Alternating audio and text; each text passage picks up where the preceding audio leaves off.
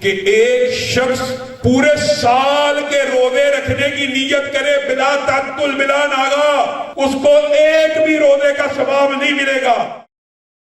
معزز سامعین گرامی قدر، عنوان ختم نبوت اور دفاع صحابہ کے حوالے سے آپ نے علماء کی بہت سی باتوں کو سنا۔ میں بھی اس کے اندر اپنا کچھ حصہ ڈالنا چاہتا ہوں اور آپ لوگوں سے ملتمس ہوں کہ جو باتیں آج میں آپ احباب کے سامنے رکھوں گا، آپ احباب نے اس کو یاد کرنا ہے۔ دین کس چیز کا نام ہے؟ حقیقت بات یہ ہے کہ دنیا کے اندر جتنے بھی فتنے آئے، جتنے بھی فتنے محدثین نے کتابیں لکھی ہیں، ان کی بنیاد، تمام کے تمام فتنوں کی بنیاد حدیث کا انکار ہے، رسول اللہ صلی اللہ علیہ وسلم کے قول کا انکار ہے، فعل کا انکار ہے، عمل کا انکار ہے۔ رسول اللہ کے قول، فعل اور عمل کے انکار کے بغیر کوئی فتنہ پنپ ہی نہیں سکتا، کوئی فتنہ اٹھ ہی نہیں سکتا، کوئی فتنہ ایگزسٹ ہی نہیں کر سکتا، معاشرے میں موجود ہی نہیں ہو سکتا۔ جو بھی فتنہ آئے گا وہ رسول اللہ کی ایک حدیث کا انکار کرے گا، دوسرا آئے گا وہ دوسری کا انکار کرے گا، کچھ آدھی کو مانے گا، کچھ کسی کو مانے گا۔ میرے بھائیوں، دین اور شریعت حقیقت میں کس چیز کا نام ہے؟ محدث اثر مولانا زبیر علی زئی صاحب کے شہر کے اندر انہی کی بعض باتوں کو بھی آپ احباب کے سامنے دہرانا چاہتا ہوں۔ دین اور شریعت پوری عمر انہوں نے اس بات کے اوپر گزار دی کہ رسول اللہ صلی اللہ علیہ وسلم کے قول، فعل، عمل کا نام ہے۔ بعض لوگوں نے آپ کو یہ مغالطہ ڈالا کہ یہ جی قرآن قرآن قرآن قرآن قرآن قرآن کو بھی حدیث رسول کے بغیر نہیں مانا جا سکتا، کیونکہ قرآن میرے اور آپ کے اوپر نازل نہیں ہوا اور نہ ہمیں پتہ ہے یہ اللہ کا کلام ہے۔ ہمیں کس نے بتایا کہ اللہ کا کلام ہے؟ رسول اللہ صلی اللہ علیہ وسلم نے۔ تو غور کیجئے گا، کیا رسول اللہ صلی اللہ علیہ وسلم قرآن کے بارے میں تو سچ بولتے ہوں گے کہ یہ اللہ کا کلام ہے، آپ نے بھی مان لیا، میں نے بھی مان لیا، لیکن دین کے احکامات، اس کی تشریح اور اس کی توضیح کے بارے میں معاذ اللہ رسول اللہ غلط بیان نہیں کریں گے؟ یہ آپ کو منکرین حدیث نے، استحکار حدیث والوں نے، استخفاف حدیث والوں نے وہم ڈال دیا کہ قرآن کو تو مانتے ہیں لیکن حدیث کو نہیں مانتے۔ دنیا میں جو شخص یہ دعویٰ کرتا ہے میں قرآن کو مانتا ہوں، وہ شخص آئے سامنے ہمیں بتا دے کہ حدیث رسول کے بغیر وہ قرآن کو کیسے مان سکتا ہے؟ کیسے مان سکتا ہے؟ قرآن پاک کو ماننے کے لیے رسول اللہ کی حدیث کو ماننا ضروری ہوگا، اور رسول اللہ کی حدیث، آپ نے بہت سی باتیں سنی ہوگی، رسول اللہ کائنات کی وہ واحد شخصیت ہے جن کی بات دین ہے، اور یہ جملہ کوئی چھوٹا جملہ نہیں ہے۔ دنیا کے اندر افضل الخلائق بعد الانبیاء کون ہے؟ ابو بکر ہے۔ ابو بکر کے بارے میں بھی یہ نہیں کہا جائے گا کہ ابو بکر کی بات دین ہے، عمر کی بات دین ہے، عثمان کی بات دین ہے، علی کی بات دین ہے، بلکہ کیا کہا جائے گا؟ ان چاروں کی بات دین کے مطابق ہے۔ کائنات میں صرف ایک ہستی کو یہ اعزاز حاصل ہوا کہ جس کی ذات کے بارے میں یہ کہا جا سکتا ہے کہ اس کی بات دین ہے، وہ محمد رسول اللہ صلی اللہ علیہ وسلم کی ذات ہے۔ دین کیا ہے؟ دین کتنا ہے؟ دین کی حقیقت کیا ہے؟ دین کیسے لینا چاہیے؟ دین کو کیسے سمجھنا چاہیے؟ آج اس حوالے سے چند حدیث اور چند واقعات آپ کے سامنے رکھنا چاہتا ہوں۔ اگر یہ بات سمجھ آ جائے ختم نبوت کا فتنہ دم توڑ جائے، اگر یہ بات سمجھ آ جائے تو دفاع صحابہ کا مشن سمجھ میں آ جائے، اگر یہ بات سمجھ آ جائے تو اللہ کی قسم اتفاق امت اور اتحاد امت کا فلسفہ بھی سمجھ آ جائے، اور امت کے مابین جتنے اختلاف ہے سب ختم ہو جائے۔ حدیثیں آپ نے سنی ہیں، صرف اشارہ کرنا ہے تاکہ وقت ضائع نہ اور زیادہ سے زیادہ بات ڈلیور ہو جائے۔ رسول اللہ صلی اللہ علیہ وسلم کے سامنے ایک شخص آ کے دو زانو ہو کے بیٹھ گیا اور رسول اللہ صلی اللہ علیہ وسلم سے سوال کرنے لگا۔ یہ سب حدیث آپ نے سنی لی ہے، اس حدیث کو حدیث جبریل کہتے ہیں۔ وہ رسول اللہ صلی اللہ علیہ وسلم کے سامنے دو زانو ہو کے بیٹھا اور رسول اللہ سے سوال پوچھنے لگا، ما هو الایمان، ما هو الاحسان، ما هو الاسلام، اسلام کیا ہے، احسان کیا ہے اور ایمان کیا ہے؟ جب وہ سوال کرتا تو صحابہ اس کے انداز کو دیکھتے اور سمجھ جاتے سوال کر رہا ہے، اس کا مطلب ہے اس کو جواب کا علم نہیں ہے۔ لیکن جب رسول اللہ جواب دے دیتے احسان کا مطلب یہ ان تعبد اللہ کأنک تراہ فإن لم تکن تراہ فإنہ یراک، کہ احسان تو یہ ہے کہ تو اللہ کی ایسی عبادت کر اور اس طرح سے کر اور اس انداز سے کر کہ تجھے محسوس ہو تو رب تعالیٰ کو دیکھ رہا ہے، اور اگر یہ نہیں کر سکتا تو کم از کم یہ تو گمان کر تیرا رب تجھے دیکھ رہا ہے۔ جب رسول اللہ نے یہ جواب دے دیا تو آگے سے کہتا صدقتا۔ یہ عجیب بات ہے، پہلے سوال کرتا کہ علم نہیں ہے، جب رسول اللہ صلی اللہ علیہ وسلم جواب دے دیتے ہیں تو کہتا صدقتا، آپ نے سچ فرمایا۔ اللہ کے بندے، تو رسول اللہ کی تصدیق کرنے کے لیے آیا کہ رسول اللہ سے پوچھنے کے لیے آیا؟ پوچھتا ایسے ہے جیسے علم نہیں ہے، اور جب رسول اللہ جواب دے دیتے ہیں تو صدقتا ایسے کہتا ہے جیسے سارا ہی علم۔ یہ کیا انداز؟ یہ صحابہ کے لیے حیرانگی کی بات، اور صحابہ نے ایسا انداز کبھی نہیں تھا دیکھا کہ ایک سائل سوال پوچھتا ہے اور اس کے بعد جب رسول اللہ جواب دیتے ہیں تو اس جواب کی تصدیق کرتا ہے۔ یہ کیا انداز ہے؟ اور اس کو پہچاننے سے بھی قاصر تھے، اور اس کے کپڑوں کو دیکھا تو اس کے اوپر سفر کے بھی آثار تھی، حیران رہ گئے۔ رسول اللہ صلی اللہ علیہ وسلم جب وہ شخص گیا تو صحابہ نے پوچھا پتہ کون تھا؟ کہا اللہ کے رسول بتائیے۔ کہا آسمان سے جبریل امین آئے تھے۔ وہ شخص کوئی عام شخص نہیں تھا، آسمان سے جبریل امین آئے تھے، اسی لیے اس حدیث کو حدیث جبریل کہا جاتا ہے۔ آسمان سے جبریل امین آئے تھے، اللہ کے رسول آسمان سے، سات آسمان کی بلندیوں سے اللہ رب العزت نے جبریل امین کو نازل فرمایا، اور وہ آپ کے پاس آئے تھے کیا کرنے کے لیے؟ تم لوگوں کو تمہارا دین سکھانے کے لیے آئے تھے۔ اللہ کرے کہ یہ نقطہ مجھے، آپ کو، اہل حدیث کو، دیوبندی کو، بریلوی کو، مسلمانوں کو سمجھ آ جائے۔ اللہ کی قسم اختلاف آج ہی ختم ہو جائے۔ تم لوگوں کو تمہارا دین سکھانے کے لیے آئے تھے۔ یہاں پہ آپ نے رکنا ہے، اللہ کا مقرب فرشتہ، رسول کریم، رسول امین، یہ اللہ رب العزت آسمان سے نازل کرے تو ہونا کیا چاہیے تھا؟ رسول اللہ صلی اللہ علیہ وسلم کہتے ہیں کہ اللہ رب العزت نے جبریل امین کو نازل فرمایا ہے، یہ آپ کو آپ کا دین سکھانے کے لیے آئے ہیں، ان کی ذرا گفتگو سن لیجئے۔ اصول یہ تھا، اور وہ بات بھی حدیث تقریری بن جاتی، لیکن تمہیں تمہارا دین سکھلانے کے لیے آئے تھے، وہ جو دین سکھلا کے گئے ہیں وہ کیا ہے؟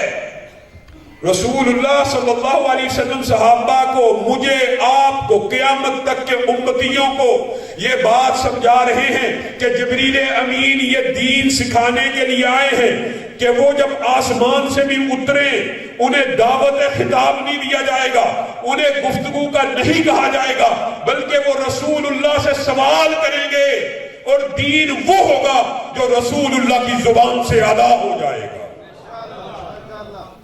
رسول اللہ کی زبان سے جو بات ادا ہوگی وہ دین ہوگا، اور اس بات کے دلائل قرآن و سنت میں بھرے پڑے۔ آپ نے ابھی سنا وَمَا يَنْتِقُ عَنِ الْهَوَىٰ إِنْ هُوَ إِلَّا وَحْيٌ يُوحَىٰ۔ رسول اللہ اپنی مرضی سے بولتے ہی نہیں، جب بھی بولتے ہیں وحی کے تابع ہو کے بولتے ہیں، اور اس بات کے دلائل اگر آپ قرآن و سنت سے لیں تو اس کے اتنے دلائل ہیں۔ آپ لوگوں نے یہ تو سنا کہ رسول اللہ کی اطاعت اللہ کی اطاعت ہے، جو رسول اللہ تمہیں دیں اس کو لے لو، جس سے روکیں اس سے رک جاؤ۔ رسول اللہ کی بات اللہ کی بات ہے، لیکن اللہ رب العزت نے رسول اللہ کے وہ حکم جن کے بارے میں اللہ رب العزت نے براہ راست حکم نازل نہیں کیا بلکہ قرآن کی آیتیں نازل کی ہے، یہ بات تھوڑی شاید مشکل ہو لیکن عام فہم انداز میں آپ نے سمجھی ہے۔ وَأَنزَلْنَا إِلَيْكَ الذِّكْرَ لِتُبَيِّنَ لِلنَّاسِ مَا، آپ کے اوپر اللہ رب العزت نے قرآن نازل کیا تاکہ آپ لوگوں کو کھول کھول کر بیان کر دیں، اور رسول اللہ صلی اللہ علیہ وسلم کھول کھول کے بیان کرتے رہے، اور رسول اللہ صلی اللہ علیہ وسلم اجتہادات کرتے رہے۔ جو اجتہاد اللہ رب العزت کو منظور ہوا، جو حکم اللہ رب العزت کو منظور ہوا وہ اصل میں اللہ ہی کا حکم ہے، اور جو منظور نہ ہوا اس کی رسول اللہ کی زندگی ہی میں اللہ رب العزت نے اصلاح فرما دی۔ اس بات کا کیا مطلب ہے؟ اگر قرآن پاک کی آپ ایک آیت کو مد نظر رکھیں تو اللہ کی قسم آپ حیران رہ جائیں گے، اور یہ آیت تو بیان کی جاتی ہے اہل حدیث کے اندر بھی اور علماء کے اندر بھی، وَمَا يَنْتِقُ عَنِ الْهَوَىٰ إِنْ هُوَ إِلَّا وَحْيٌ يُوحَىٰ، کہ رسول اللہ کی بات وہی ہے، یہ بات ہی کافی ہے سمجھنے کے لیے. لیکن قرآن پاک کے ایک مقام کے اوپر اللہ رب العزت نے رسول اللہ کی بات کے بارے میں جو حکم بیان کیا ہے وہی میرا اور آپ کا عقیدہ ہے، وہی مسلک اہل حدیث ہے، وہی مسلک اہل سنت ہے، اور وہی عقیدہ مسلمان ہے جس کو آج ہم فراموش کر چکے ہیں، چاہے اہل حدیث ہو، چاہے دیوبندی ہو، چاہے بریلوی ہو. تینوں اگر یہ بات سمجھ لیں تو کبھی بھی رسول اللہ کے حکم کو فراموش نہ کریں. وہ آیت کیا ہے؟ اس آیت کو بھی آج کے بعد آپ نے معاشرے میں عام کرنا ہے. وہ آیت یہ ہے ما قطعتم من لینۃ او ترکتموها قائمۃ علی اصولها فباذن اللہ. رسول اللہ صلی اللہ علیہ وسلم نے ایک غلبے کے موقع کے اوپر چند جھاڑیوں کو کاٹنے کا، چند تنوں کو، چند درختوں کو کاٹنے کا حکم دیا اور چند کو چھوڑنے کا حکم دیا. یہودیوں نے پروپیگنڈا شروع کر دیا یہ اللہ کا رسول ہے، یہ درختوں کو کاٹتا ہے، یہ تو آپ کہتے تھے منع کرتے ہیں. حکم رسول اللہ صلی اللہ علیہ وسلم نے صحابہ کو دیا کہ یہ کاٹ دو اور یہ چھوڑ دو، یہ کاٹ دو یہ چھوڑ دو. یہودیوں نے وسوسہ ڈالنا شروع کر دیا. جیسے یہودیوں نے یہ وسوسہ ڈالا کہ یہ رسول اللہ کا یہ بشری تقاضے کے مطابق کوئی حکم ہو سکتا ہے. آج غامدی کا سارا فتنہ اس ایک بنیاد کے اوپر ہے کہ رسول اللہ کی ایک زندگی بشری ہے اور ایک زندگی نبوی ہے. کون فیصلہ کرے گا کہ رسول اللہ کا یہ حکم بشری ہے، یہ حکم نبوی ہے؟ غامدی فیصلہ کرے گا. اور یہ تقسیم جو غامدی اور منکرین حدیث نے کی ہے، اس کی ان کے پاس کیا دلیل ہے؟ اور اس کے رد میں قرآن پاک کی یہ واضح آیت ہے کہ یہودیوں نے بھی یہی مغالطہ صحابہ کے ذہن پہ ڈال دیا کہ یہ رسول اللہ نے حکم جو دیا ہے یہ اپنے اجتہاد سے دیا ہے اور اللہ رب العزت اس اجتہاد کے ساتھ نہیں ہے. کیونکہ وہ لوگوں کے ذہن میں یہ مغالطہ ڈالتا رہتا ہے یہ جی رسول اللہ کی یہ جو داڑھی ہے نا یہ ان کی بشری عادت کے مطابق تھی، یہ کوئی دین نہیں ہے. یہ رسول اللہ جو پگڑی یا سر کو ڈالتے تھے یہ بشری ہے، یہ کوئی دین نہیں ہے. یہ جو بلی ہے نا اور یہ جو کتا ہے ان میں کوئی زیادہ فرق نہیں ہے. اگر بلی پالی جا سکتی ہے تو کتا بھی پالا جا سکتا ہے. یہ جو موسیقی ہے نا یہ شیطانی آلات نہیں ہے. گویا رسول اللہ کی زندگی کو ادھر تقسیم کر رہا ہے. ایک رسول اللہ محمد ابن عبداللہ اور ایک رسول اللہ محمد الرسول اللہ معاذ اللہ. حالانکہ میرا اور آپ کا اور مسلمانوں کا اجماعی عقیدہ کیا ہے کہ رسول اللہ کی پوری زندگی کے اوپر اللہ رب العزت کا چیک اینڈ بیلنس موجود ہے. اور رسول اللہ جو اجتہادات کرتے اللہ رب العزت اگر جس طرح رسول اللہ کے سامنے کوئی بات ہوتی ہے تو اس حدیث کو کیا کہتے ہیں؟ حدیث تقریری. کہ رسول اللہ نبی ہے، رسول ہے، ان کے سامنے اگر کوئی غلط بات ہوگی تو وہ اسے ٹوک دیں گے. اگر وہ نہیں ٹوکے گے تو حدیث بن جائے گی، حدیث تقریری ہو گئی. رسول اللہ نے سکوت اختیار کیا. بتائیے کائنات میں صرف ایک شخصیت ہے جس کی خاموشی بھی دین ہے، وہ محمد رسول اللہ ہے. ان کی خاموشی بھی دین ہے کیونکہ وہ غلط بات پہ خاموش. رسول اللہ تو غلط بات میں خاموش نہیں رہ سکتے اور اللہ تعالیٰ خاموش رہیں گے. غامدی صاحب اللہ رب العزت رسول اللہ کو فیصلہ کریں جو دین کے اندر مطلوب اور مقصود نہیں ہے، اللہ تعالیٰ خاموش رہیں گے جبکہ وحی کا نزول ہو رہا ہو، جبکہ جبریل امین اتر رہے ہو. غور کیجئے حکم صحابہ کو درخت کاٹنے کا اور چھوڑنے کا کس نے دیا تھا؟ بتائیے رسول اللہ صلی اللہ علیہ وسلم. جب مغالطہ یا وسوسہ یا اشکال دماغ میں آ گیا تو اللہ رب العزت نے آسمان سے آیتوں کو نازل فرما دیا. ما قطعتم من لینۃ او ترکتموها قائمۃ علی اصولها فباذن اللہ. اے اللہ کے رسول کے صحابہ جو تم نے کاٹے تھے، جو تم نے چھوڑے تھے درخت، وہ رسول اللہ کے حکم سے نہیں تھے کاٹے اور رسول اللہ کے حکم سے نہیں تھے چھوڑے بلکہ اللہ کے حکم سے کاٹے تھے. غامدی صاحب پورے قرآن پاک کو اٹھائیے، آپ کا باطل فلسفہ صرف اس ایک آیت کے سامنے ڈھیر ہے.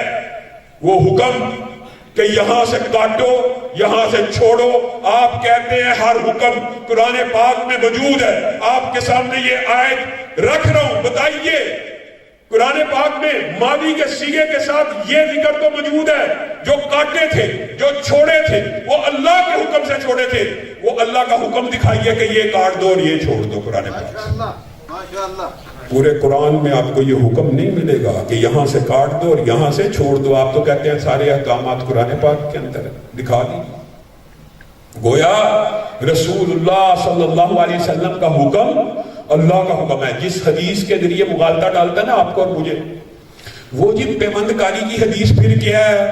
ایک جی ذاتی رسول اللہ کے جو اجتہادات ذاتی بھی اگر اس کی بات مان لی جائے، ان کے اوپر بھی اللہ کا چیک اینڈ بیلنس ہے کہ نہیں؟ رسول اللہ صلی اللہ علیہ وسلم نے اپنی ذات کے اوپر شہد کو حرام کیا۔ ایک بندے کی طبیعت ہے وہ نہیں کھانا چاہتا، اللہ نے آسمان سے ان کے اس اجتہاد کے بارے میں آیت نازل فرما دی، لیما تحرم ما احل اللہ لک۔ پیارے نبی، آپ اپنی ذات کے اوپر شہد کو حرام نہیں کر سکتے۔ آپ حرام کریں گے تو امت کے لیے حرام ہو جائے گا، آپ کا یہ مقام نہیں۔ رسول اللہ نے اپنے ایک صحابی کو اپنا سمجھ کے کہ اس کے ساتھ تو عبداللہ ابن ام مکتوم یہ تو میرا اپنا ہے، اس کے ساتھ تو بعد میں بات ہو جائے گی، ابھی قریش مکہ اور کفار مکہ کھڑے ہیں، ان کی طرف متوجہ ہو کے اور شوق اور رغبت ہے، کیسی عمدہ نیت ہے کہ ان کو میں تبلیغ پہلے کروں، یہ ہدایت پا جائیں، یہ بڑے بڑے سرداران اگر راہ راست پہ آ جائیں گے تو مکہ کے حالات بدل جائیں گے۔ یہ رسول اللہ صلی اللہ علیہ وسلم نے اجتہاد فرمایا، اللہ رب العزت نے کہا عبس وتولی ان جاءہ الاعمی، تو جس کو اپنا سمجھتا ہے حق بھی اسی کا کہ پہلے اسے جواب دے۔ کفار اور قریش مکہ کو جواب نہیں دینا۔ تو پھر اگر ان کے بارے میں اللہ رب العزت نے قرآن پاک میں احکامات نازل فرما دیے تو گامدی صاحب اس پیوند کاری کی حدیث کے بارے میں بھی رسول اللہ کی زندگی کے اندر رسول اللہ صلی اللہ علیہ وسلم نے اس اپنے حکم کو واپس لے لیا، کیونکہ رسول اللہ صلی اللہ علیہ وسلم کے اوپر آپ کیا سمجھتے ہیں اللہ رب العزت کا چیک اینڈ بیلنس نہیں ہے؟ اور حیران رہ جائیں گے، یہ جو اشکال ہے، یہ جو فتنہ ہے، اللہ کے بندو رسول اللہ صلی اللہ علیہ وسلم حج فرما رہے ہیں اور حج کے اندر موجود ہیں، اور حج کی آپ کو پتہ فضیلت اور منقبت کیا ہے کہ حاجی ایسے ہو جاتا ہے جیسے آج ماں کے پیٹ سے پیدا ہو۔ تو صحابہ یہ باتیں جب سنتے تھے ان کے دل میں سوال پیدا ہو جانا چلنے کی بات نہیں ہے۔ ایک صحابی کھڑے ہوئے، افی کل عام یا رسول اللہ، کیا حج ہر سال امت کے مرد اور عورت پہ فرض ہے؟ صحابہ کا سوال رسول اللہ صلی اللہ علیہ وسلم نے سنا اور اس کو اگنور کیا، پھر کھڑے ہوئے پھر سوال کیا، پھر کھڑے ہوئے پھر سوال کیا، 3 مرتبہ سوال ہو گیا، رسول اللہ صلی اللہ علیہ وسلم نے جواب نہ دیا، اور 4تھی مرتبہ بلایا، کون ہے جو سوال کرتا ہے اس کو لے کے آؤ؟ وہ آئے، آپ میرے سے پوچھتے تھے، کہا جی ہاں، اس بات کے اوپر اللہ کے لیے غور کیجئے، ان واقعات کو یاد کیجئے۔ آپ پوچھتے تھے، کہا جی ہاں، کہا لو قلت نعم، آپ جب میرے سے پوچھتے تھے کہ امت کے مرد و عورت کے اوپر ہر سال کے لیے فرض ہے، لو قلت نعم، اگر میں محمد صلی اللہ علیہ وسلم جواب میں کہہ دیتا، نعم، نون عین میم 3 حرف، ارے اردو میں 4 یا 5 حرف لائے، جی ہاں یا علی جی، اگر میں محمد صلی اللہ علیہ وسلم فرما دیتا جی ہاں تو امت کے ہر شخص کے اوپر ہر سال کے لیے فرض ہو جاتا، اور اگر فرض ہو جاتا تو تم اس کی استطاعت نہ رکھتے۔ اس حدیث سے آپ نے کیا مفہوم نکالا کہ دین کیا ہے؟ رسول اللہ صلی اللہ علیہ وسلم اگر صرف نام کہہ دے تو وہ بھی دین بن جاتا ہے، اور رسول اللہ صلی اللہ علیہ وسلم تمہیں پکار کر اپنی سنتوں کی طرف بلائیں، اپنے دین کی طرف بلائیں، اپنی شریعت کی طرف بلائیں، تمہیں کہ نماز ویسے پڑھو جیسے میں نے پڑھی، اعمال ویسے کرو جیسے میں نے کیے، اتباع ویسے کرو جیسے یہ صحابہ کر رہے ہیں، اور یہی صحابہ کا مقام و مرتبہ ہے۔ رسول اللہ کی نماز، یعنی رسول اللہ آپ کو حکم دے، حکم رسول اللہ کا حکم کس کا حکم ہے؟ اگر یہ بات آج سمجھ آ جائے تو شاید آنے کا مقصد پورا ہو جائے۔ نماز کیسے پڑھنی چاہیے؟ جیسے رسول اللہ نے پڑھی؟ نہیں وہ ٹھیک ہے، یہ ہے وہ ہے۔ اللہ کے بندو، شریعت، دین صرف اور صرف رسول اللہ کی بات کا نام ہے، اور رسول اللہ صلی اللہ علیہ وسلم نے اس کی اہمیت اپنے صحابہ کو کیسے سمجھائی یہ بھی سمجھ لیجیے۔ حلاد بن رافع آئے رسول اللہ صلی اللہ علیہ وسلم کو سلام کیا. رسول اللہ نے جواب دیا اور کہا ارجع فصلی فإنک لم تصلی. لوٹ جائیے. آپ نے یہ حدیثیں سنی ہیں دہرانے کے لیے، یادگیری کے لیے، ہمیشہ کے لیے. اپنا منہج، اپنا مسلک، اہل سنت، اہل حدیث، دیوبند اور بریلوی کا جو حقیقی اصل عقیدہ نقطہ نظر اجماعی ہے اور ہونا چاہیے، اگرچہ عمل میں کوتاہی ہے وہ یہ ہے. یہ دین ہے، یہ صرف دعوت مسلک اہل حدیث نہیں، یہ دعوت اسلام بھی یہی ہے. ارجع فصلی فإنک لم تصلی. لوٹ جائیے، آپ نے نماز نہیں پڑھی. اللہ کے بندو، اللہ کی قسم اگر یہ بات سمجھ آ جائے تو یہ جو معاشرے کے اندر ایک فتنہ موجود ہے کہ نیک نیتی کی بنیاد کے اوپر نیک عمل ہو رہا ہو، اس کو نہ روکیں. ہم اہل حدیثوں کے وہابیوں دیوبندیوں کے اوپر یہی اعتراض کیا جاتا ہے نا، اور یار نیکی دی بنیاد کے اوپر، یار نیک نیتی کی بنیاد کے اوپر کوئی بندہ عمل کر رہا ہے، اس کو روکا نہ جائے، ٹوکا نہ جائے. وہ جو جی چاہے کرتا رہے، وہی دین ہے. وہ بھی دین بنا دیا جاتا ہے. یہاں پہ نیک عمل کرنے والے کون ہیں؟ خلاد بن رافع صحابی رسول ہیں، اور پڑھ کیا رہے ہیں؟ نماز. نماز پڑھ رہے ہیں. اس سے بڑی نیکی کیا ہو سکتی ہے؟ بار بار رسول اللہ کو سلام کر رہے ہیں. رسول اللہ بار بار کہہ رہے ہیں ارجع فصلی فإنک لم تصلی. لوٹ جائیے، آپ نے نماز کو ادا نہیں کیا. لوٹ جائیے. بالآخر رسول اللہ کی بارگاہ میں آ کے پیش ہو گئے، کہنے لگے اے اللہ کے رسول، مجھے اس سے اچھی آتی نہیں ہے، مجھے بتائیے. رسول اللہ نے کہا اب میں آپ کو بتلاتا ہوں. جب آپ رکوع کرتے ہیں تو میں دیکھتا ہوں رکوع میں آپ کی کمر سیدھی نہیں ہوتی، آپ کھڑے ہو جاتے ہیں. جب آپ کھڑے ہوتے ہیں میں دیکھتا ہوں آپ کی کمر سیدھی نہیں ہوتی، آپ سجدے میں چلے جاتے ہیں. جب آپ سجدے میں جاتے ہیں میں دیکھتا ہوں آپ کی کمر سیدھی نہیں ہوتی، آپ سجدے سے سر اٹھا لیتے ہیں. جیسے آج کل ہم نمازیں پڑھتے ہیں ٹھک ٹھک ٹھک ٹھک ٹھک، ادا کو اطمینان اعتدال کی سنت سے محروم کر کے آج بھی نمازیں ایسی پڑھی جاتی ہیں. رسول اللہ صلی اللہ علیہ وسلم نے خلاد بن رافع کو کس بات کی نصیحت کی؟ کہ اعتدال کی سنت کو اپنا لو. اب ہم اگر اہل حدیث بالعموم اہل حدیث کے اوپر الزام لگتا ہے، دیوبندی بیچاروں کے اوپر بھی الزام لگتا ہے بدعت کے حوالے سے، یہ جی باپی بڑے سخت ہیں جناب، یہ بس آج تک فاتحہ، حلف الامام، رفع یدین، آمین، ان چکروں سے ہی باہر نہیں نکلے. اللہ کے بندو، یہ کوئی مسلک کا مسئلہ نہیں ہے، یہ اسلام کا مسئلہ ہے، یہ دین کا مسئلہ ہے. اور یہ کسی مولوی کا یا علامہ کا یا مفتی کا یا ڈاکٹر کا فتویٰ نہیں ہے. اللہ کی قسم ایک صحابی رسول کا فتویٰ آپ کے سامنے رکھ کے بات کو آگے بڑھاؤں گا.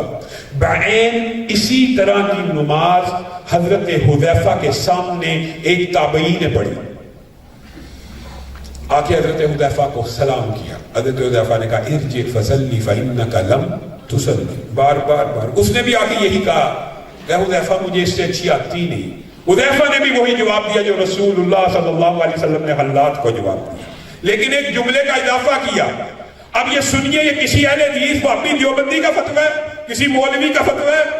حذیفہ نے سوال کیا منذ کم تصلی ہکذا، کتنے عرصے سے ایسی نماز پڑھ رہے ہو؟ اس تابعی نے کہا میں 40 برس سے ایسی نماز پڑھ رہا ہوں. حضرت حذیفہ نے جواب میں فتویٰ دیا اذن ما صلیت الان، تو پھر یاد رکھ لے تو نے ایک بھی نماز کو ادا نہیں کیا. اور مجھے خطرہ ہے، مجھے خطرہ ہے، مجھے خطرہ ہے اگر تو اس عالم میں دنیا سے چلا گیا تو تجھے امت محمدیہ میں سے نہیں اٹھایا جائے گا، کیونکہ نماز ہی دین ہے، نماز ہی دین کا ستون ہے. اور وہی تیری نماز رسول اللہ کی نماز جیسی نہیں ہے. سنت اعتدال موجود نہیں ہے. رسول اللہ کی ایک سنت کے بغیر تو نماز پڑھتا ہے. میرے اور آپ جیسا کوئی مولوی ہو مسجد میں کوئی نمازی آئے نا، وہ یا حدیث ہو یا دیوبندی، اس کو کوئی کہہ دیا یا حدیث کہہ دیا رفع یدین، وہ یار دفع کر نماز تے پڑھے یا نہ پڑھن دے. صاحبہ نے یہ کیا، کہا ارجع فصلی فإنک لم تصلی. ہم سے پوچھتے ہیں جی علامہ صاحب، مجھ سے ٹی وی پہ بھی گئی تھا سوال کہ رفع یدین کے بغیر نماز ہو جاتی ہے. بھائی نماز ہونے نہ ہونے کا میں فیصلہ نہیں کر سکتا، قبولیت نہ قبولیت کا فیصلہ نہیں کر سکتا، لیکن اپنی تحقیق اور اپنے علم کے مطابق یہ کہہ سکتا ہوں کہ یہ نماز رسول اللہ کی نماز جیسی نہیں ہے. بس یہ جواب ہم دے سکتے. یہ تو نہیں ہم کہہ سکتے قبول ہوتی ہے کہ نہیں ہوتی، لیکن یہ ہم بتا سکتے ہیں کہ یہ نماز رسول اللہ صلی اللہ علیہ وسلم کی نماز جیسی نہیں ہے. یہ صحابی رسول کا فتویٰ ہے، مولوی کا فتویٰ نہ سمجھ لینا کہ آئے تھے لاہور سے اور یہ فتویٰ لے کے چلیں گے. میرا فتویٰ نہیں ہے، صحابی رسول کا فتویٰ. اور دوسری طرف خود رسول اللہ صلی اللہ علیہ وسلم کا فیصلہ کیا. رسول اللہ صلی اللہ علیہ وسلم نے کہا جس شخص نے وضو کیا جیسے میں محمد صلی اللہ علیہ وسلم نے وضو کیا اور 2 رکعتوں کو ادا کیا، 40 سال کی بات نہیں ہو رہی، 10 سال کی بات نہیں ہو رہی، 5 سال کی بات نہیں ہو رہی، 1 ہفتے 1 دن یا 5 نمازوں کی بھی بات نہیں ہو رہی، نہ ہی فرضی نماز کی بات ہو رہی ہے. صرف 2 رکعت نفل نماز کو ادا کیا جس طرح میں محمد صلی اللہ علیہ وسلم نے پڑھی. حدیث کی تقریباً ہر کتاب میں یہ حدیث موجود ہے. وہ ایسے ہو گیا جیسے آج ماں کے پیٹ سے پیدا ہوا. آپ نے اب جواب دینا ہے اس 2 رکعت میں اور اس 40 سال کی نماز میں کس چیز کا فرق ہے؟ بتائیے. سنت رسول کا فرق ہے. اللہ کی قسم سنت رسول کا فرق ہے. اگر 2 رکعت سنت کے مطابق ہو تو ماں کے پیٹ سے پیدا ہونے جیسی کیفیت ہو جاتی ہے، اور اگر سنت کے مطابق نہیں 40 سال بھی پڑھی جائے تو صحابی رسول کہتے ہیں تو نے ایک بھی نہیں پڑھی. دوسری حدیث کی طرف آئیے. کاش یہ دین مجھے اور آپ کو سمجھ آ جائے کس چیز کا نام ہے. رسول اللہ صلی اللہ علیہ وسلم کے 3 صحابہ، یہ جی نیک نیتی کی بنیاد پہ جو مرضی کری جاؤ. نیک نیتی ہے تو کل بھی ٹھیک ہے، چلیسواں بھی ٹھیک ہے، چہلم بھی ٹھیک ہے، اور چھوڑیے ان باتوں کو، جیو اور جینے دو، کسی کو چھیڑو نہ، اپنی چھوڑو نہ. اس طرح کی باتوں نے دین کا حلیہ بگاڑ کے رکھ دیا. رسول اللہ کے صحابہ 3 جرنیل عظیم. ماں عائشہ سے رسول اللہ صلی اللہ علیہ وسلم کے معمولات پوچھتے ہیں. سب کو یہ تقریباً حدیث یاد ہوگی، لیکن اس میں سے جو نتیجہ اخذ ہوتا ہے وہ آپ نے اخذ کر کے جانا. اچھا تینوں ماں کے سامنے آپس میں ڈسکشن کریں. ہاں رسول اللہ کی زندگی میں تو اللہ نے بڑی برکتیں دی ہیں. رسول اللہ کے تو اگلے پچھلے اللہ نے سارے معاف کر دیے. میں ساری زندگی بلا ناگا روزہ رکھوں گا. ٹھیک ہے. دوسرے نے کہا ہاں رسول اللہ کی تو اگلے پچھلے سب معاف ہیں، میں لیکن ساری زندگی پوری رات قیام کروں گا. تیسرے نے کہا ہاں جی رسول اللہ کی تو بڑی شان و عظمت ہے اور ان کے اوقات میں تو بڑی برکت ہے، میں شادی نہیں کروں گا. یہ کہہ کے یہ جملے باہر نکلے. ماں عائشہ جیسی فقیہہ سمجھ گئی کہ کچھ گڑبڑ ہے، کچھ ہے مسئلہ. رسول اللہ صلی اللہ علیہ وسلم آئے، فوراً اطلاع کی کہ آپ کے ابھی 3 صحابہ آئے تھے، یہ باتیں کر کے چلے گئے. رسول اللہ کا انداز بھی دیکھیے، دوڑتے ہوئے تیزی سے باہر آئے اور ان تینوں کو جا کے روک لیا. یہ باتیں کر کے گئے ہو؟ کہا جی ہاں یہ باتیں کر کے گیا ہوں. رسول اللہ صلی اللہ علیہ وسلم نے ایک ہی انداز میں تینوں کو جواب دیا. کہا اس زمین کی پشت کے اوپر میں محمد صلی اللہ علیہ وسلم اللہ رب العزت سے سب سے زیادہ ڈرنے والا ہوں، اور میں پیر کا روزہ رکھتا ہوں، جمعرات کا روزہ رکھتا ہوں، باقی دنوں کا چھوڑ دیتا ہوں. تو نے کہا میں ہر روز روزہ رکھوں گا جب تک زندہ رہوں گا، ایک بھی ناکہ نہیں کروں. دوسرے کو کہا میں محمد صلی اللہ علیہ وسلم اس زمین کی پشت کے اوپر اللہ سے سب سے زیادہ ڈرنے والا ہوں، میں رات کو قیام بھی کرتا ہوں اور رات کو سو بھی جاتا ہوں. تو نے کہا میں ساری رات سوؤں گا نہیں اور قیام بھی کرتا رہوں گا. تیسرے کو کہا میں اللہ سے سب سے زیادہ ڈرنے والا ہوں اور میری سنت یہ میں نے شادیاں کی ہیں، اور تو کہتا ہے میں شادی نہیں کروں گا. یہ کون ہے؟ یہ صحابہ ہیں. اب آپ نے غور کرنا ہے کیا روزہ رکھنا نفلی رسول اللہ سے ثابت ہے کہ نہیں؟ پیر جمعرات کا ثابت ہے، 13ویں 14ویں 15ویں چاند کی راتوں کے ثابت ہیں. رسول اللہ صلی اللہ علیہ وسلم کے بعد مہینوں کے اندر پیدر پہ روزے بھی ثابت ہیں. لیکن رسول اللہ صلی اللہ علیہ وسلم صحابی کو روک کے کہہ رہے ہیں تو سارے سال کے روزے رکھنے کی نیت کر رہا ہے، اور اگر جو جملہ بولا تو ساری رات کا قیام، رسول اللہ سے قیام پوری رات کا بھی ثابت ہے کہ نہیں؟ تو ہر روز قیام کی نیت کر رہا ہے. ایک جملہ کہا شاید کہ تیرے دل میں اتر جائے میری بات. فمن راغب عن سنتی، جس نے میری سنت سے اعراض کیا. کس کو کہہ رہے ہیں؟ کس کو کہہ رہے ہیں؟ صحابہ کو. اور نیک نیتی ہو تو جو مرضی امتی بھی کرتا چلا جائے. یہاں صحابہ کی نیت کیا تھی؟ نیک نیتی تھی، عمل کی دلیل موجود تھی. اور عمل کی دلیل موجود ہو جانے کے بعد بھی دین کیا ہے؟ رسول اللہ کا عمل. اور دین کتنا ہے؟ جتنا رسول اللہ دے کے گئے ہیں. اس حدیث سے یہ بات بھی ثابت ہوتی ہے فمن راغب عن سنتی، صحابہ کو کہہ رہے ہیں جس نے میری سنت سے اعراض کیا وہ میری امت میں سے نہیں ہے. اور اعراض کا یا راغبہ کا جو ترجمہ اگر صحیح معنوں میں کیا جائے تو وہ کیا ہے؟ جو میرے سے آگے بڑھے یا میرے سے پیچھے رہ جائے. ایک ہی جملے میں تینوں کی اصلاح فرما دی. دو نے آگے نکلنے کی کوشش کی تھی اور ایک نے پیچھے رہ جانے کی کوشش کی تھی. اور حضرت عبداللہ ابن مسعود کا، عبداللہ ابن عباس کا، حضرت علی کا یہ حدیث رسول اللہ کا فتویٰ ہے. اور حضرت عبداللہ ابن عباس، حضرت علی، عبداللہ ابن مسعود نے بھی یہی فتویٰ اسی حدیث کی روشنی میں دیا کہ ایک شخص خانہ کعبہ میں پیدا ہو، آب زمزم سے وضو کرے اور ہر روز رات کا قیام کرے اور ہر روز صبح کا روزہ رکھے، پوری زندگی روزہ رکھتا رہے، پوری زندگی ہر روز پوری رات کا قیام کرتا رہے، نہ ایک روزے کا ثواب ملے گا نہ ایک قیام کا ثواب ملے گا. اور رسول اللہ یہی اپنے صحابہ کو اس حدیث میں سمجھا رہے ہیں کہ ایک شخص پورے سال کے روزے رکھنے کی نیت کرے بلا تعطل بلا ناغا، اس کو ایک بھی روزے کا ثواب نہیں ملے گا. اور ایک شخص اٹھے رمضان کے صرف 30 روزے رکھے اور اس کے ساتھ کیا کرے؟ شوال کے 6 روزے ملا لے. کتنے روزے؟ صرف 6. اس کو پورے سال کے روزوں کا ثواب مل جائے گا. بتائیے ان 6 روزوں میں اور اس پورے سال کے روزوں میں کس چیز کا فرق ہے؟ سنت رسول کا فرق ہے. اگر سنت رسول کے مطابق صرف 6 روزے رکھ لے گا پورے سال کے روزوں کا ثواب مل جائے گا. اور ایک شخص خلاف سنت پورے سال کے روزے رکھے گا ایک بھی روزے کا ثواب نہیں ملے گا. دونوں میں فرق اگر ہے تو صرف سنت رسول کا فرق ہے، حدیث رسول کا فرق ہے، قول رسول کا فرق ہے، عمل رسول کا فرق ہے. میں اور آپ کس بات کی مولی؟ ہم نے حدیث رسول کو کیا سمجھا؟ ہم نے تو رسول یا جو ختم نبوت کا ٹاپک ہے اس کے بارے میں اگر آپ ان احادیث کو آپس میں میچ کریں یا منطبق کریں آپ حیران رہ جائیں کہ حضرت عمر آئے رسول اللہ کے سامنے تورات کھول کے کھڑے ہو گئے اور کہنے لگے اللہ کی کتاب، اللہ کی کتاب، اللہ کا کلام. محبت کا اظہار کیا. رسول اللہ کے چہرے کا رنگ بدل گیا. حضرت ابو بکر نے کہا عمر تیری ماں تجھے گم پائے، رسول اللہ کا چہرہ نہیں دیکھتا. حضرت عمر نے دیکھا لال سرخ ہو چکا ہے. حضرت عمر نے فوراً کتاب چھوڑ دی، تورات کو چھوڑ دیا کہ میرے سے کوئی سنگین نوعیت کی غلطی ہوئی. اور غلطی کیا ہوئی ہے؟ امت کو رسول اللہ صلی اللہ علیہ وسلم بتا کے گئے لو بدا لکم موسیٰ.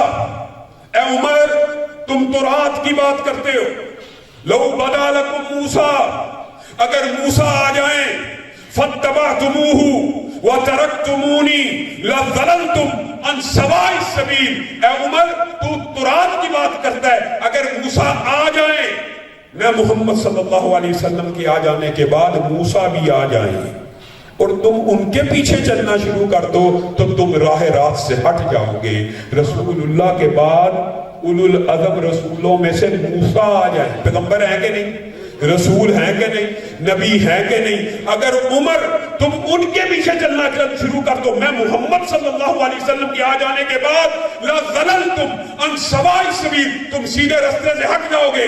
تو اے میرے مسلمان بھائیو، دیوبندی بھائیو، بریلوی بھائیو، اہل حدیث بھائیو، رسول اللہ کے بعد موسیٰ کے پیچھے چلنے والا بھی راہ راست سے ہٹ جائے گا. تو رسول اللہ کے بعد اپنے فقیہ کے پیچھے چلنے والا، اپنے امام کے پیچھے چلنے والا، اپنے مفتی کے پیچھے چلنے والا، اپنے مولوی کے پیچھے چلنے والا، اپنے پیر اور فقیر کے پیچھے چلنے والا، اور گمان یہ رکھنا کہ یہ ہمیں سیدھے راستے پہ لے جائیں گے تو تم نے حدیث رسول کو صحیح طرح سمجھا ہی. لو کان موسیٰ حیا، یہ بھی انتہا کر دی رسول اللہ صلی اللہ علیہ وسلم. اگر موسیٰ زندہ ہو کے پلٹ آئیں ثم ادرک نبوتی، اور میری نبوت کو پالے، یعنی اس دور میں زندہ ہو کے لوگ آئیں جب میں محمد صلی اللہ علیہ وسلم کو نبی بنا دیا گیا، لَتَّبَعَنِي، تو ان کے پاس بھی کوئی چارہ نہیں کہ وہ بھی آئیں گے تو میری ہی اتباع کریں گے. اور میں اور آپ کہتے ہیں نہیں رسول اللہ کے بعد ہم پیروی کریں گے، ہم تقلید کریں گے، ہم اتباع کریں گے تو فلاں کی کریں گے. اللہ کے لیے، اللہ کے لیے رسول اللہ صلی اللہ علیہ وسلم کے اس مقام و مرتبے کو سمجھو تو صحیح کہ رسول اللہ صلی اللہ علیہ وسلم ہی کی ذات ہے، رسول اللہ ہی کی بات ہے، جس کی ذات اعلیٰ ہے اسی کی بات اعلیٰ ہے۔ یہ ہم نے کہاں سے فلسفہ نکال دیا؟ اللہ کی قسم یہ صحابہ کا طرز عمل نہیں تھا کہ رسول احترام بھی ہے اور رسول اللہ کا۔ میں تو یہ بات اکثر کہا کرتا ہوں کہ چچا عباس کا جو جواب ہے، جب ایک یہودی نے یہ سوال پیش کیا اور اس کے ذہن میں تھا عباس یا یہ جواب دیں گے یا یہ جواب دیں گے، جو بھی جواب عباس دیں گے پھنس جائیں گے۔ اس نے کیا سوال سوچا تھا؟ اس نے کہا عباس چچا کو، اے چچا عباس، وہ سوچ کے آیا، ایون جینیس تھا، سوچ کے آیا میں پوچھوں گا آپ بڑے ہیں کہ رسول اللہ بڑے ہیں؟ اگر عباس کہیں گے رسول اللہ بڑے ہیں تو میں کہوں گا دیکھو جھوٹ بولتا ہے، خود عمر میں بڑا اور کہتا ہے رسول اللہ بڑے۔ اور اگر کہے گا میں بڑا ہوں تو میں لوگوں میں پھیلا دوں گا کہ دیکھو اپنے آپ کو نبی سے بڑا کہتا ہے۔ یہ ایک اس کے ٹیکٹکس اور ایک سوال ایسا شیطانی قسم کا ایجاد کیا کہ چچا عباس پھنس جائیں گے اور قربان جائیں چچا عباس کی ذہانت اور فطانت کے اوپر قربان جائیں۔ جب یہودی نے یہ سوال چچا عباس کے سامنے پیش کیا کہ آپ بڑے ہیں کہ رسول اللہ بڑے، تو فٹ جواب دیا بڑے تو رسول اللہ ہی ہیں، بڑے تو رسول اللہ ہی ہیں، البتہ 2 سال قبل ان سے میں پیدا ہوا۔ یہودی اپنا منہ لے کے بیٹھ گیا کہ یہ میرے سے کیا ہو گیا۔ اللہ کے بندے، اگر صحابہ کی نظر میں بھی رسول اللہ بڑے ہیں تو صحابہ کے بعد وہ کون سی ہستی ہے کہ جس کی انسان تقلید کرے، جس کی انسان اتباع کرے؟ اتباع کے لائق واجب تقلید صرف ایک ذات ہے، وہ رسول اللہ کی ذات ہے۔ اور اگر اس بات کو سمجھنا ہو تو خلیفہ راشد کے طرز عمل سے اور اس حوالے سے واقعات متعدد ہے، لیکن چونکہ انکار حدیث کی بات ہو رہی ہے تو اس واقعے کی طرف میں بعد میں آؤں گا۔ آج غامدی نامی فتنہ معاشرے میں اتنا پھیل چکا ہے، حدیث رسول کو نہ دین سمجھا جاتا ہے نہ شریعت سمجھا جاتا ہے۔ جیسے آپ کے سامنے پیش کیا ہے کہ محمد بن عبداللہ صلی اللہ علیہ وسلم کی زندگی ایک محمد رسول اللہ صلی اللہ علیہ وسلم کی زندگی ہے۔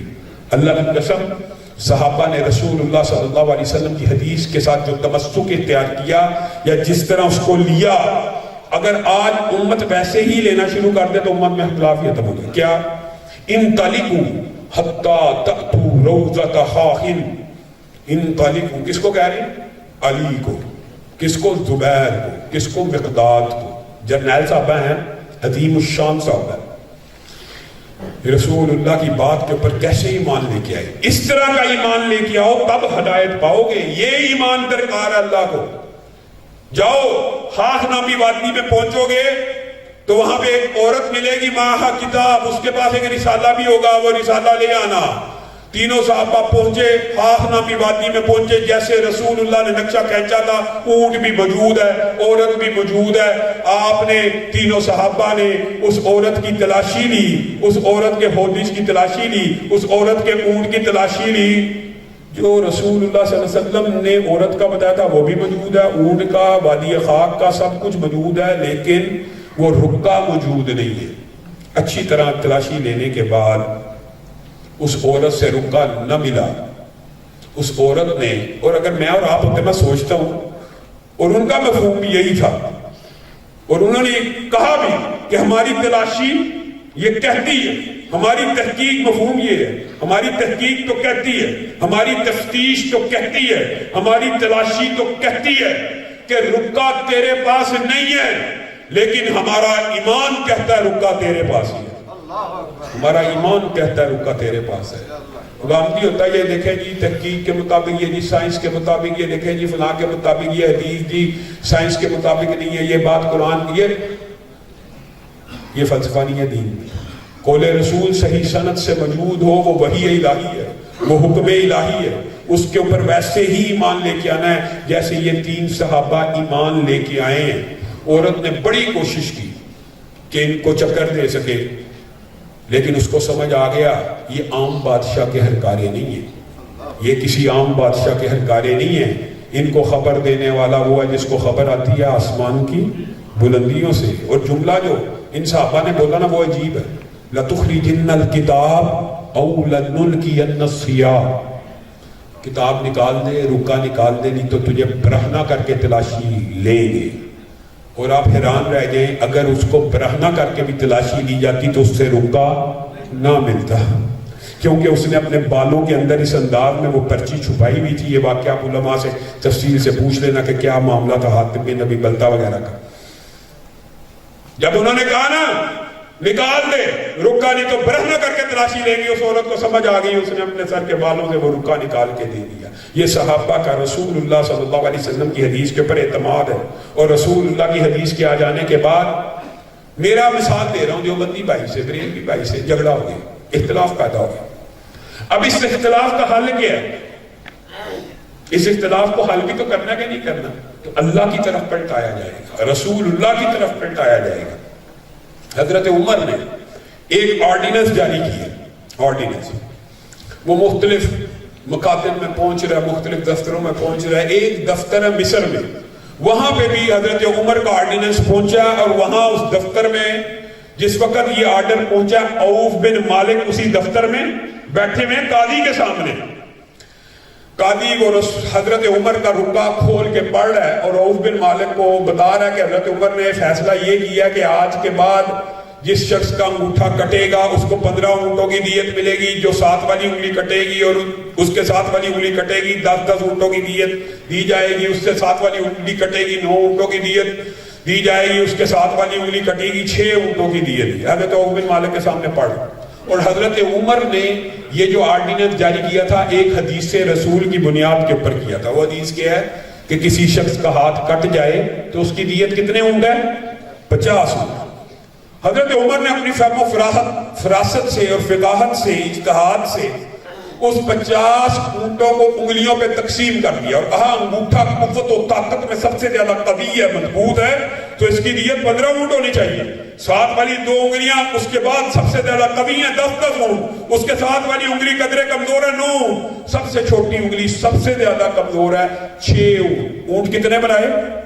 50۔ ہاتھ کے کٹنے کی دیت کتنی ہے؟ 50۔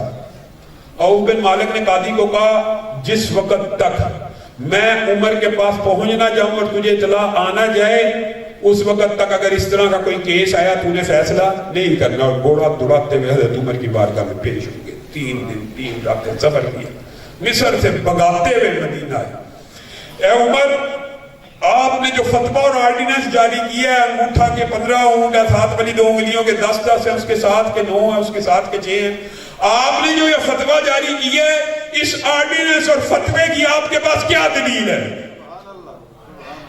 سبحان اللہ، یہ میرا اور آپ کا مسلک ہے، یہ میرا اور آپ کا منہج ہے۔ حضرت عمر نے کہا یار 50 اونٹ دیت ہے، میں نے اپنی فہم سے اور فراست سے اور اجتہاد سے یہ فیصلہ کر دیا ہے۔ کہا آپ نے اپنی فہم، فراست، فقاہت سے یہ فیصلہ کیا؟ کہا جی ہاں۔ کہا یہ پھر دلیل نہیں ہے، پھر یہ دلیل یار عوف، آپ اتنی دور سے جو میرے پاس آگے جھگڑا کرنا شروع کر رہے ہو، آپ کے پاس میرے اس آرڈیننس کے خلاف کوئی دلیل ہے کہ نہیں ہے؟ عوف بن مالک نے کہا جی ہاں، میرے پاس آپ کے اس آرڈیننس کے خلاف ایک دلیل ہے۔ کیا دلیل ہے؟ یہی مدینہ طیبہ تھا، میں عوف رسول اللہ کے پاس بیٹھا ہوا تھا، رسول اللہ کے پاس ایک مقدمہ آیا تھا، اور رسول اللہ صلی اللہ علیہ وسلم نے اس مقدمے کا جواب دیتے ہوئے کہا تھا الا ان الاصابع فی دیت سوا، قوت و طاقت میں انگلیاں برابر نہیں ہیں لیکن دیت میں 5 انگلیاں برابر ہیں۔ حضرت عمر نے کاتب کو بلایا، اور میرے ذہن میں کئی مرتبہ جب یہ واقعہ پڑھتا ہوں تو خیال آتا ہے کہ حضرت عمر کا جو پہلا جملہ ہے، کاتب کو کہا عمر کا آرڈیننس لکھو۔ عوف بن مالک اس وقت کیا سوچتے ہوں گے کہ عمر پھر اپنے ہی آرڈیننس لکھوا رہے۔ جب عمر نے پورے کا پورا اپنی آرڈیننس لکھوا دیا تو کاتب سے کہا اب نیچے وہی آرڈیننس جو پہلے جاری کیا تھا، کہا پورا لکھو، پورا لکھ دیا۔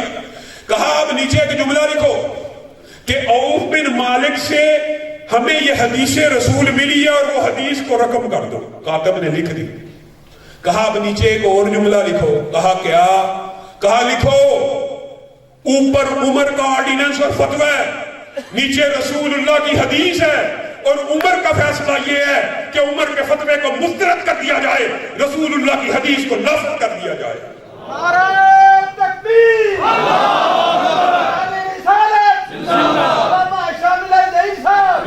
آپ بتائیے کیا صحابہ ایک دوسرے سے لڑ پڑے کہ نہیں میں فیصلہ کر دیتا ہے بس اب نہیں ہو سکتا؟ خلیفہ راشد ہیں، ان کی سنت کی اتباع ہونی چاہیے، رسول اللہ کی سند موجود ہے کہ سنت خلفائے راشدین کی پیروی ہونی چاہیے،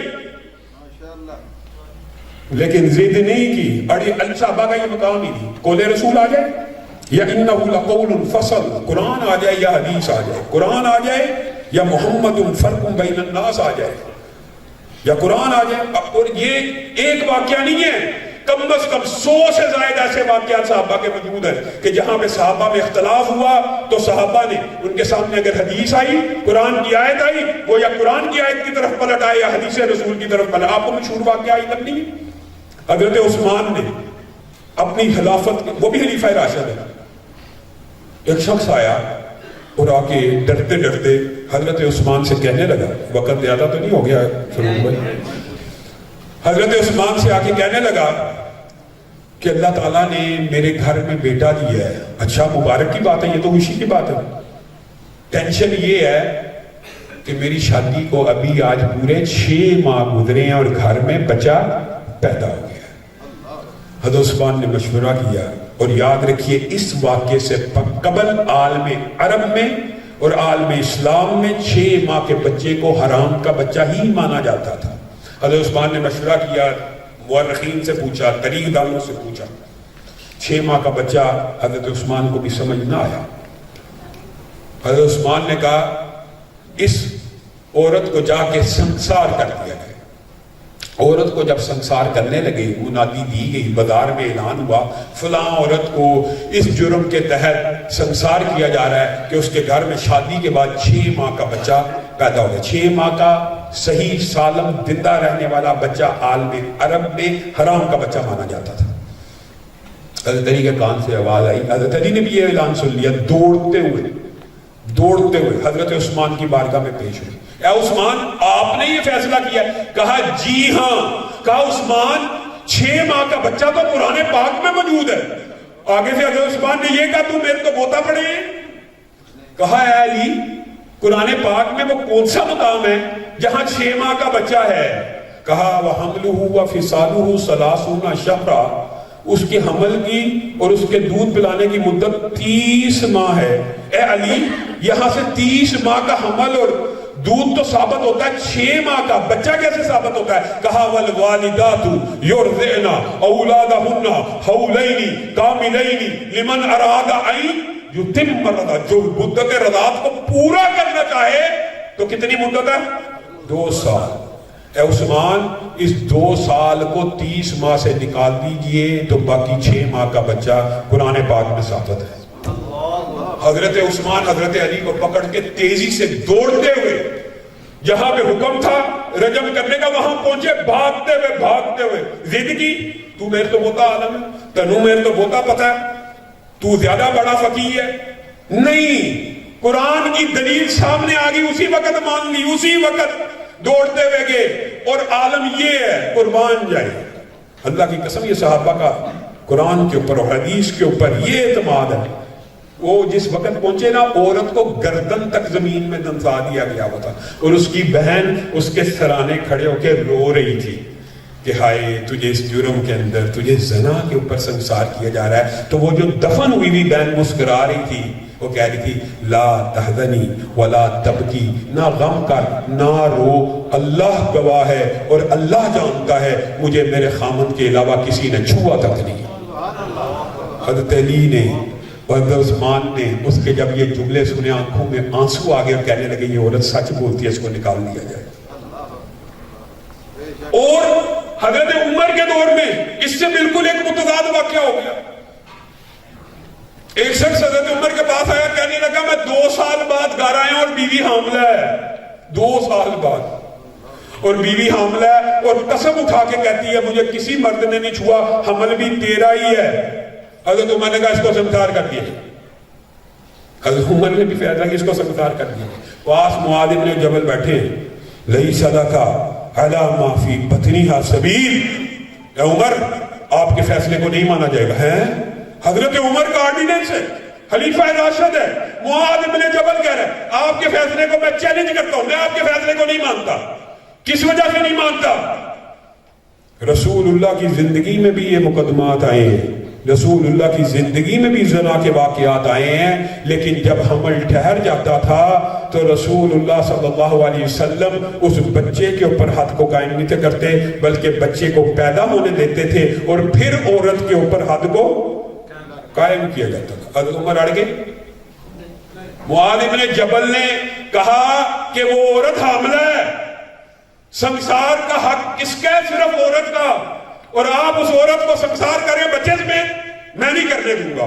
سبحان اللہ، حدیث رسول ہے۔ شبیبہ غامدی آئی تھی تو رسول اللہ نے کہا تھا جا کے بچہ جن کے آ، پھر تجھے سزا دی جائے گی اگر تمہیں روک گئے۔ کوئی ضد نہ کی، اگرچہ روایت کی سند کے اندر ضعف موجود ہے، بلکہ یہ جملہ بھی ملتا ہے اگر معاذ آج نہ ہوتے تو عمر تو ہلاک ہو جاتا، کہ ایک عورت کو اور ایک بچے کو، عورت کو تو جائز سنسار کرتے، بچے کو تو بے گناہ سنسار کر دیا جاتا، اس کا جرم کیا ہے؟ اور آپ حیران رہ جائیں گے اس حدیث رسول کی اتباع کی وجہ سے اور اس حدیث کے اوپر عمل کرنے کی وجہ سے جو آگے واقعہ پیش آیا وہ اس سے بھی زیادہ حیران ہو جائے۔ بچہ پیدا ہو گیا اور صحیح سند میں آتا ہے جب وہ پیدا ہوا اس کے 2 دانت بھی، چونکہ مدت حمل اس قدر بڑھ چکی تھی، 2 دانت بھی دودھ کے نکل آئے تھے۔ باپ نے اپنے بچے کو دیکھا تو کہنے لگا اللہ کی قسم تیرے اوپر زنا کا جھوٹا الزام لگاتا تھا، یہ تو ہو بہو میرے جیسا ہے۔ عورت بھی سنسار سے بچ گئی۔ یہ ایک حدیث رسول کے اوپر عمل کرنے کی وجہ سے کہ بچے کو سنسار نہیں کیا جا سکتا، روک دیا معاذ بن جبل نے۔ عمر بن العاص نے آرڈیننس جاری کیا کہ نکل جاؤ، طاعون پھیل گیا، کوئی وادی کی طرف چلا جائے، کوئی نہر کی طرف چلا جائے، کوئی دور دراز چلا جائے۔ سامنے سے معاذ بن جبل آ رہے، کہہ رہے کہ یہ کیا کر رہے، بہت طاعون پھیل گیا ہے اور ہمیں عمر بن العاص کوئی چھوٹے صحابی نہیں ہے، رسول اللہ کی موجودگی میں رسول اللہ صلی اللہ علیہ وسلم نے ان کو یہ اختیار دیا تھا کہ بے محمد صلی اللہ علیہ وسلم کی موجودگی میں فیصلہ کر، اور جب انہوں نے فیصلہ کیا تو رسول اللہ خوش ہو گئے تھے۔ اس عمر بن العاص کا آرڈیننس ہے کہ طاعون آ جائے، دریاؤں کا رخ کرو، ندیوں کا، جبلوں کا، دور دور چلے جاؤ۔ معاذ بن جبل آ گئے ہیں، یہ کہاں جا رہے ہو؟ یہ جی ہمارے حاکم نے، ہمارے گورنر نے آرڈر کیا، ہم جا رہے ہیں دور دور پھیلنے کے، کہا رک جاؤ۔ عمر بن العاص آپ نے یہ آرڈر جاری کیا، آپ کے پاس اس آرڈر کی کیا دلیل ہے؟ کہا آپ مجھے کیوں روکنا چاہتے ہیں، آپ کے پاس کوئی دلیل ہے؟ کہا جی ہاں، میں نے رسول اللہ صلی اللہ علیہ وسلم سے سنا ہے کہ جس علاقے میں طاعون پھیل جائے وہاں سے کوئی شخص باہر نہ نکلے۔ یہ ایک مسئلہ عقیدے کا بھی ہے، اور نہ کوئی شخص باہر سے اس علاقے میں آئے۔ یہ جو کرونا جب وبا پھیلی تھی تو ہمارے موقف کے اوپر لوگ تنقید کیا کرتے تھے، رسول اللہ صلی اللہ علیہ وسلم کی حدیث ہے طاعون جس علاقے میں پھیل جائے وہاں سے نہ نکلے۔ اس کا کیا مطلب ہے؟ اس کا مطلب یہ ہے وہ وہاں رہ کے بھی اگر اللہ نے زندگی رکھی ہوگی تو زندہ رہے گا، اور باہر والے اس لیے نہ آئے کہ وہ یہ سمجھے کہ ہم طاعون زدہ علاقے میں آئے تو ہمیں بیماری لگ گئی۔ اللہ کی طرف سے بیماریاں متعدی نہیں ہوتی، اسی علاقے میں طاعون زدہ کے اندر پھیلے ہوئی جگہ کے اندر سے بھی لوگ زندہ رہیں گے، اور اس لیے باہر نہ جائیں کہ وہ زندہ رہیں گے، ایمان بھی مضبوط ہوگا۔ ہاں باہر میں کمزور عقیدے کے لوگ بھی اندر نہ آئیں کہ وہ کہیں اس مغالطے کا شکار نہ ہو جائیں کہ طاعون پھیلا تھا تو اس کی وجہ سے ہمیں بیماری۔ مفہوم یہ ہے بات کا کہ کیا عمر بن العاص نے ضد کی؟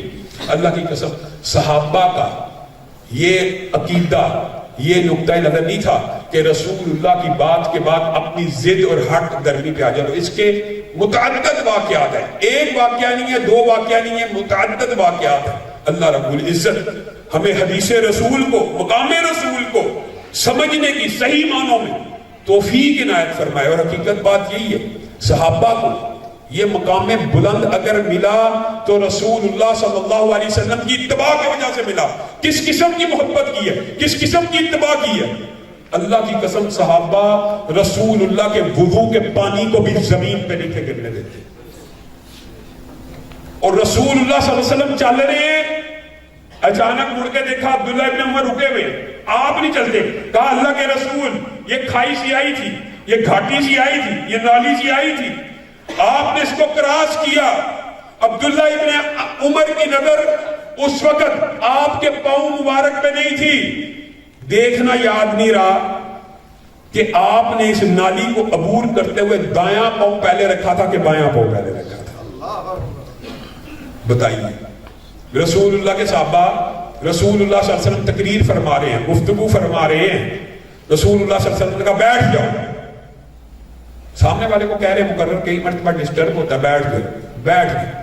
باہر ایک صحابی کھڑے ہیں, انہوں نے رسول اللہ کی بات سنی, وہیں پہ بیٹھ گئے. رسول اللہ نے بلایا, آپ کو تو نہیں تھا, کہا بیٹھ جاؤ. آپ کیوں بیٹھے ہیں؟ کہا اللہ کے رسول, آپ کی آواز, آپ کی بات, آپ کا حکم, بیٹھ جاؤ. کان سے ٹکرایا, میں عبداللہ کھڑا رہتا تو ایمان ختم ہو جاتا. آپ اور میں ذرا اپنے آپ کو ٹٹولیں. ہمیں رسول اللہ کی کتنی باتیں, کتنے فرامین کانوں سے ٹکراتے ہیں.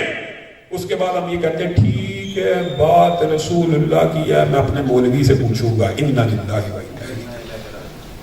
میں اپنے امام کی بات کو ذرا چیک کر لوں گا, اپنے فقیہ کی بات کو, اپنے مفتی کی بات کو, اپنے محدث کی بات کو ذرا چیک کر لوں. یہ طرز عمل نہیں ہونا چاہیے. طرز عمل یہی ہونا چاہیے. رسول اللہ صلی اللہ علیہ وسلم نماز کے اندر کھڑے, نماز کے اندر جوتی کو اتار دیا. پیچھے سارے صحابہ نے جوتوں کو اتار دیا. برے صغیر میں تو یہ ٹرینڈ ہے جوتوں کے ساتھ نماز. اہل حدیثوں کو, بھابیوں کو یہ تانا دیا ہے, اور دیکھو جی بھابیوں جنازے جی جوتیاں جنازہ پڑھ دے جی. رسول اللہ صلی اللہ علیہ وسلم فرض نماز کی امامت فرما رہے ہیں اور جوتی پہنی ہوئی ہے, اور دوران نماز جوتی کو اتار دیا. پیچھے سارے کے سارے صحابہ نے جوتی کو اتار دیا. رسول اللہ صلی اللہ علیہ وسلم نے سلام کو پھیرا اور کہا آپ احباب نے جوتیوں کو کیوں اتارا؟ تو جواب وہی ہے, اے اللہ کے رسول, آپ اگر دوران نماز جوتی کو اتار دیں, ہم پہنی رکھیں, تو ہمارا تو ایمان ختم ہو جائے. رسول اللہ صلی اللہ علیہ وسلم نے وضاحت کی, اور یہ عقیدے کا بھی مسئلہ ہے. رسول اللہ صلی اللہ علیہ وسلم نے کہا میری جوتی کے نیچے کچھ ایسی ویسی چیز لگی تھی, دوران نماز جبریل امین آئے تھے, انہوں نے میں محمد صلی اللہ علیہ وسلم کو اطلاع دی کہ آپ کی جوتی کے نیچے یہ چیز لگی ہے, اس لیے میں نے اتار دیا, کیونکہ وہ میری جوتی کے نیچے لگی تھی, آپ لوگوں کی جوتی کے نیچے نہیں تھی لگی. یہاں پہ ایک بات سمجھنے کی ضرورت ہے, ہمیں گستاخ کہا جاتا ہے. اہل حدیثوں کے اوپر, جو بندیوں کے اوپر بھی اس بارے میں طنز کیا جاتا ہے. اب آپ بھی جناب رسول اللہ نو نبیاں دے غیب دے علم دے قائل نہیں. اس حدیث میں رسول اللہ صلی اللہ علیہ وسلم کو دوران نماز اطلاع ہوئی, اس سے پہلے اللہ رب العزت نے نہیں بتایا تو رسول اللہ کو نہیں علم. جب بتا دیا تو چاہے قیامت تک کا حوال بتا دے. اگر اللہ بتانے پہ آئے تو رسول اللہ یہ کہے کہ کل فلاں کافر اس جگہ پہ مرا پڑا, گرا پڑا ہوگا, اور اگر نہ بتانا چاہے تو اونٹ کے نیچے ہار پڑا ہو یا جوتی کے نیچے کوئی چیز لگی ہو, نہ بتانا چاہے نہ بتائے. اور یاد رکھیے اللہ کی قسم, جو شخص آپ کو گستاخ کہتا ہے حقیقت میں وہ نبیوں کی قربانیوں کا انکار کرنے والا ہے. کیسے؟ آپ بتائیے, اگر نبیوں کو سارا ہی غیب کا علم موجود ہے, سارا ہی ان کے پاس ہے, سارا ہی علم ہے, تو ابراہیم نے جس وقت اسماعیل کی گردن پہ چھری کو چلایا, اگر علم تھا چھری چلنی نہیں اور اسماعیل نے کٹنا ہی نہیں, اور اس کی جگہ قربانی کا بکرا یا جانور آ جانا یا دمبا آ جانا ہے, بتائیے یہ قربانی ہے؟ اللہ کہہ رہا وَفَدَيْنَاهُ بِذِبْحٍ عَظِيمٍ. ابراہیم نے ایسی قربانی دی ہے جو کائنات میں کوئی نہیں دے سکتا. اپنے بیٹے کی گردن پہ چھری, انہوں نے تو سارا ہی پتا سی. اللہ معاف کرے, پھر یہ کیا ہو رہا تھا؟ پہلے ہی پتا تھا تو قربانی کس چیز کی؟ پہلے ہی پتا تھا کہ آگ نے جلانا نہیں ہے تو قربانی کس چیز کی؟ اللہ کے بندوں میں عقل کی بات کرو, کوئی فہم کی بات کرو. ہاں ایک دوسرے کو گستاخ کہہ کے ایک دوسرے کے خلاف فرقہ واریت, فتنہ بازی, شر پسندی. ہاں دلیل کی روشنی میں مجھے آپ سے اختلاف ہے, آپ کے سامنے دلائل کی روشنی میں رکھ رہا ہوں. آپ اپنے دلائل کی روشنی میں جو اختلاف ہے ہمارے سامنے رکھیے, لیکن اگر آپ گستاخیوں کے فتوے, ہڑپوں, جلاؤ, گراؤ, مار دو, اس طرح کی سیاست کریں گے تو ہم آپ کا ساتھ نہیں دے سکتے. ہم مشترکات امت کے اندر, دفاع صحابہ کے اندر, ختم نبوت کے کاس کے اندر, حرمت رسول کے مسئلے کے اوپر, فلسطین کے کاس کے اوپر, علماء کے دفاع کے لیے, مساجد اور مدارس کے دفاع کے لیے, اہل حدیث, دیوبندی, بریلوی, اہل سنت کے تمام مسالک کے مابین مشترکات کے اتحاد کے قائل ہیں. لیکن ایک دوسرے کے خلاف جتھے بندی کے، گروہ بندی کے، ایک دوسرے کی مسجدوں کے اوپر قبضے کرنے کے اور ایک دوسروں کے اوپر گستاخی کے فتوے لگانے کے قائل نہیں۔ آپ کو بھی آج میں یہ دعوت فکر دینا چاہتا ہوں کہ آپ کے سامنے حضروں کے اندر، اٹک کے اندر جمعیت اہل حدیث پاکستان نے اپنے نیٹ ورک کو بنا لی ہے، اور اللہ کے فضل و رحمت سے جمعیت اہل حدیث پاکستان نے اس 2 سال کے اندر ملک بھر کے اندر سینکڑوں اجتماعات کر کے ان پچھلے 11 دنوں میں 22 بڑے جلسے کر کر اس بات کو ثابت کر دیا ہے کہ جمعیت اہل حدیث ابھرتا ہوا چراغ ہے، ابھرتا ہوا سورج ہے، جلتا ہوا چراغ ہے، اور دنیا کی کوئی طاقت اللہ کے فضل و رحمت سے اس کا مقابلہ نہیں کر سکتی۔ اور میں تو یہ بات کہتا ہوں، اگر دفاع صحابہ کا مسئلہ ہے، اگر مساجد اور مدارس اور علماء کا مسئلہ ہے، تو پھر یہ تفریق کیوں ہے؟ چاہے مرکزی مسلم لیگ کا ہو، چاہے مرکزی جمعیت کا ہو، چاہے جس مرضی جماعت کا ہو، مسئلہ اگر کسی اہل حدیث عالم کا، اہل حدیث مسجد کا، دیوبندی مسجد کا، دیوبندی مدرسے کا، تو پھر یہ جماعتی اختلافات بھی نہیں ہونے چاہیے، پھر مشترکات کے اوپر اتحاد ہونا چاہیے۔ لیکن یہ شہادت گاہ الفت میں قدم رکھنا ہے۔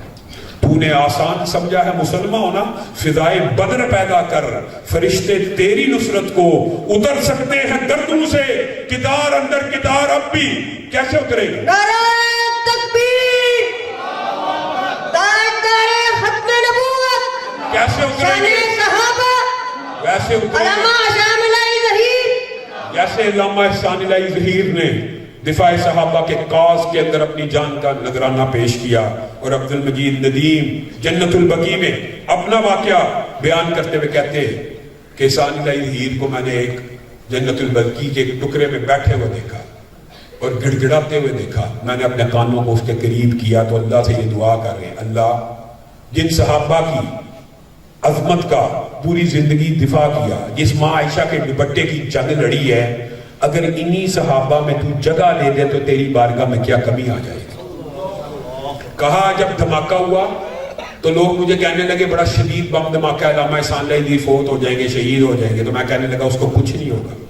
لیکن اخبار میں جس دن خبر آئی کہ ان کو علاج کے لیے سعودی عرب بھیجا گیا تو میں نے کہا اس کی دعا کی قبولیت کا وقت آ گیا، اور کہا پھر میں اس مقام پہ پہنچا ان کی شہادت کے بعد جہاں احسان الہی ظہیر بیٹھا ہوا تھا دعا کر رہا تھا، اس مقام پہ پہنچا تو مجھے ایک عربی نے بتایا یہاں پہ احسان الہی ظہیر کی قبر موجود ہے۔ ہمیں اپنے اسلاف کی روایات کو واپس لٹانا پڑے گا، ہمیں بزدلی کی، بغیرتی کی، بے حمیتی کی زندگی کو چھوڑنا پڑے گا۔ حقوق ہمیشہ مانگنے سے نہیں ملتے، کئی مرتبہ حقوق کو چھیننا پڑتا ہے، اور انشاءاللہ اہل حدیث اپنے حقوق کو آپ کے جبروں سے چھیننے کے لیے تیار ہو چکے ہیں، اور جمعیت اہل حدیث کو بحال کیا جا چکا ہے۔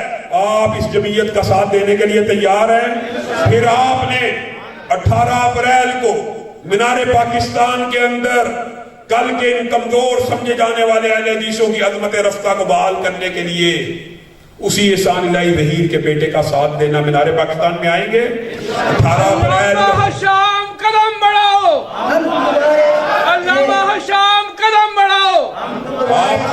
آپ تمام احباب نے ضلع اٹک کے اندر، حضروں کے اندر، اس کی تمام تحصیلوں کے اندر جمعیت اہل حدیث پاکستان کے نیٹ ورک کو قائم کرنا، بغیر کسی تعصب کے، بغیر کسی کی ٹانگیں کھینچے، اپنے کام کو جیسے سلاب میں اپنے سامنے رکھا، جیسے مسجدوں کی بحالی میں اپنے سامنے رکھا، جیسے مساجد کی بحالی میں، جیسے علماء کے مقدموں کے والے سے اپنے سامنے رکھا۔ ہم امن کے قائد ہیں، ہم امن کے دائی ہیں، ہم بلٹ کے ذریعے تبدیلی کے خواہاں نہیں ہیں، ہم بیلٹ کے ذریعے تبدیلی چاہتے ہیں۔ ہم مقتدر حلقوں کو یہ پیغام دینا چاہتے ہیں کہ اللہ کے فضل و کرم سے ہم یہ دعویٰ نہیں کرتے کہ جمعیت اہل حدیث پاکستان ہر حلقے سے اپنا امیدوار کھڑا کرے گی اور جیتے گی، لیکن ہم آپ کے سامنے یہ دعویٰ پیش ضرور کرتے ہیں کہ جمعیت اہل حدیث کا ایک نیٹ ورک اور ایک نظم اب پورے ملک میں 6000 سے زائد مساجد کے اندر پنپ چکا ہے۔ جس کینڈیڈیٹ کی، جس امیدوار کی جمعیت اہل حدیث حمایت کرے گی، اسی امیدوار کا پلڑا باری ہوگا، اور یہ آپ نے اپنے عمل سے،